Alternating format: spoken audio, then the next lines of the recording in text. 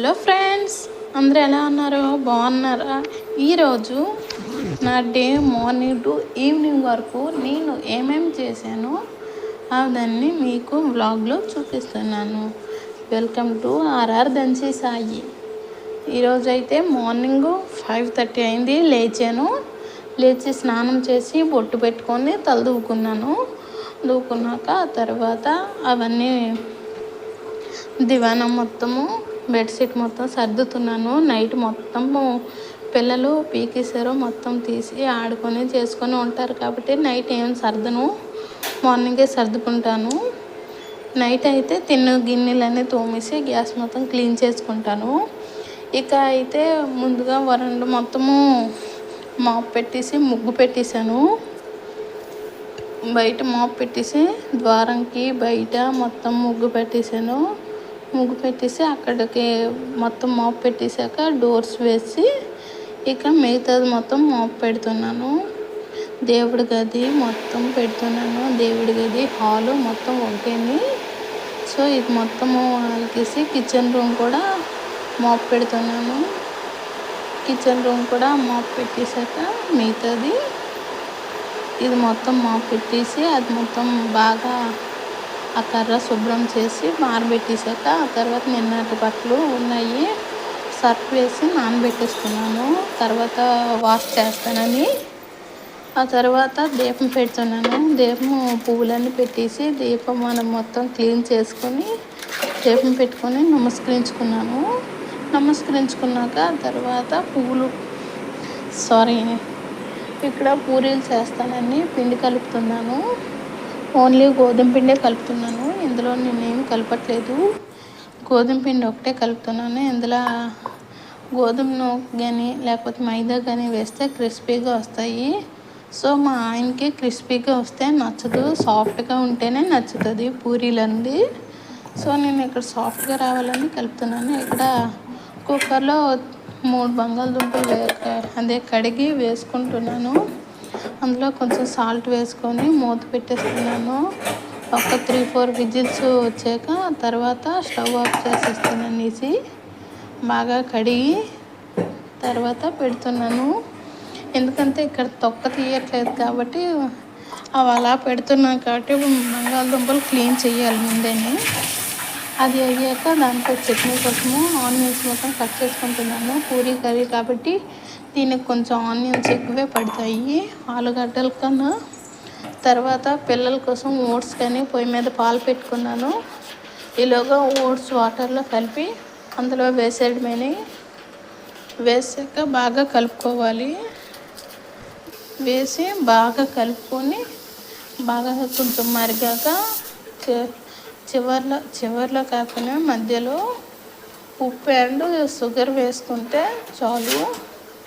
వేసుకొని బాగా కలుపుకొని చిక్కబడ్డాక 2 గిన్నెల్లో వేసుకుంటున్నాను. 2 గిన్నెల్లో ఎందుకంటారా, పాప కోసం ఒకటి, బాబు కోసం ఒకటి.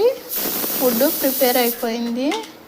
ఇక నేను పూరీలు కనేసి ఆయిల్ పెట్టుకోవడమని, స్టవ్ ఆఫ్ చేయడం ఎందుకని ఇది అయిపోయాక నేను పూరీకని ఆయిల్ పెట్టుకుంటున్నాను. ఆయిల్ రెడీగా ఉంది కాబట్టి అలా పెట్టేస్తున్నాను. ఇది పెట్టుకున్నాక పూరీలు వచ్చుకోవాలి. పూరీలు అన్నావు ఇంత పెద్ద ముద్ద తీసావు పిండి ముద్ద అని అనుకుంటున్నారా? పిండి ముద్ద ఎందుకు అంత తీసానో ఏంటో మీరే చూడండి. ఇది బాగా ఒక చపాతీకి అంత ఒత్తుకోవాలి, పెద్దదిగా ఒత్తుకున్నాక అదే స్ట్రైట్గా కట్ చేయండి. నిలువుగా ఒక కట్ చేయండి, ఇంకా అడ్డంగా ఒకటి కట్ చేయండి. ఇప్పుడు చూడండి, ఒక పూరీకి బదులు 4 పూరీలు వచ్చాయి కదా. ఈ టిప్ నచ్చితే మీరు ఒకసారి ట్రై చేయండి. టైము సేవ్ అవుతుంది, పిండి వేగము అయిపోతుంది. మీరు ఒకసారి ట్రై చేస్తే చాలా బాగుంటుంది, తప్పకుండా మీకు యూజ్ అవుతుంది.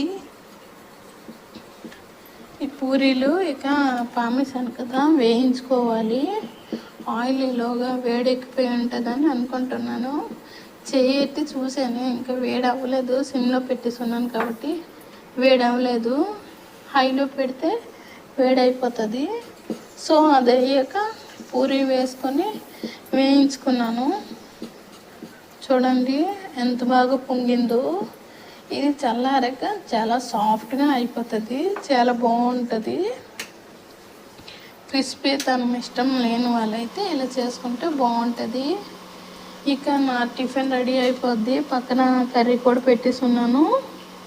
టిఫిన్ రెడీ అయిపోతుంది. గ్యాస్ స్టవ్ మీద నేను గ్యాస్ స్టవ్ ఎందుకు ఖాళీగా ఉండమని నేను కుక్కర్లో పప్పు అండ్ టమాటా, ఉప్పు, పసుపు వేసి పెట్టేశాను. పెట్టేసి ఆ విజిల్స్ వస్తున్నాయి. నేను ఈలోగా బట్టలు అన్నీ ఉతికేసి ఆరబెట్టేసి ఆ ఫ్లోర్ మొత్తము బాగా కర్రతో ఊడ్చేసాను. ఆ వాటర్ తోటే బాగా ఊడ్చేస్తే క్లీన్ అయిపోద్ది. ఎక్కువ వాటర్ కదా ఉంటుంది, బట్టలు వాష్ చేసింది. సో నేను బట్టలని చేతితోనే ఉతుక్కుంటాను. వాషింగ్ మిషన్ ఏం లేదు, నేను వేయను కూడా ఉన్నాయి. సో నేను చేత్తోనే ఏ రోజు ఆ రోజు ఉదుక్కుంటాను. మా పని కూడా ఈజీగా ఉంటుంది. సో ఇది బట్టలు వాష్ చేయడం కూడా అయిపోయింది కదా. మధ్యాహ్నం లంచ్లో కనేసి కాకరకాయలు కట్ చేసుకుంటున్నాను గుండుగా. కట్ చేస్తున్నానే కానీ మా ఆయన తింటారో లేదో అని నాకు డౌట్ అని. ఈలోగా మా సాయి లేచాడు, వాడికి స్నానం అయ్యింది, టిఫిన్ అయ్యింది, డ్రెస్ వేస్తాను చూడండి ఎలా పారిపోతున్నాడు. మా సాయితో అంత ఈజీ కాదు, ఎవరికైనా అంత కష్టము. వాడికి డ్రాయర్ వేస్తాడికే పారిపోతున్నాడు, ఇంకా పైది వేస్తాడు చూడండి ఎలాగ వెళ్ళిపోతున్నాడు. వాళ్ళ అక్క దగ్గరికి వెళ్ళిపోతానని చూస్తాడు. ఆ పౌడర్ డబ్బా ఇచ్చేస్తే పళ్ళతో లాగేసి మొత్తం పంపేస్తాడు. ఎంత పౌడర్ వేస్ట్ చేశాడు. మీ ఇంట్లో పిల్ల అంతేనా, లేదా మా పిల్లలే నేను కలరా అని అనుకుంటున్నాను.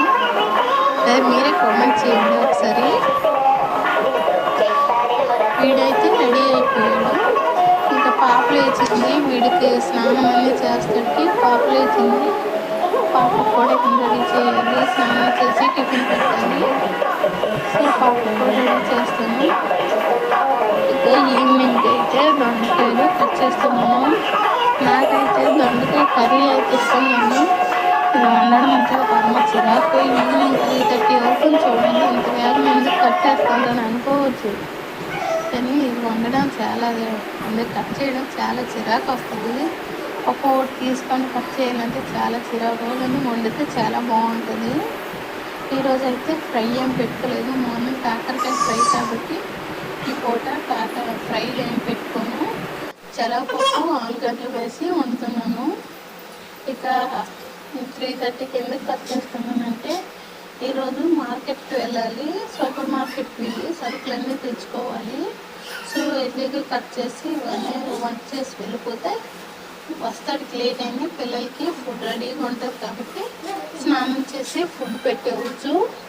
ఇదిగో కర్రీ అయితే ఇలా చేస్తున్నాను. మీకు ఎవరికి తెలుసో లేదో కామెంట్ చేయండి, లైక్ చేయండి, షేర్ చేయండి. మా ఛానల్ని ఫస్ట్ టైం చూసినట్టయితే. ఈరోజు బ్లాగ్ అయితే ఇక్కడితో కంప్లీట్ చేసేస్తున్నాను.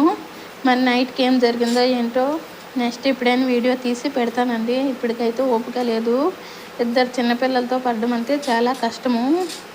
సో మీ ఇంట్లో కూడా ఇలాగైనా కామెంట్ చేయండి. ఇంతవరకు చూసినందుకు ధన్యవాదాలు.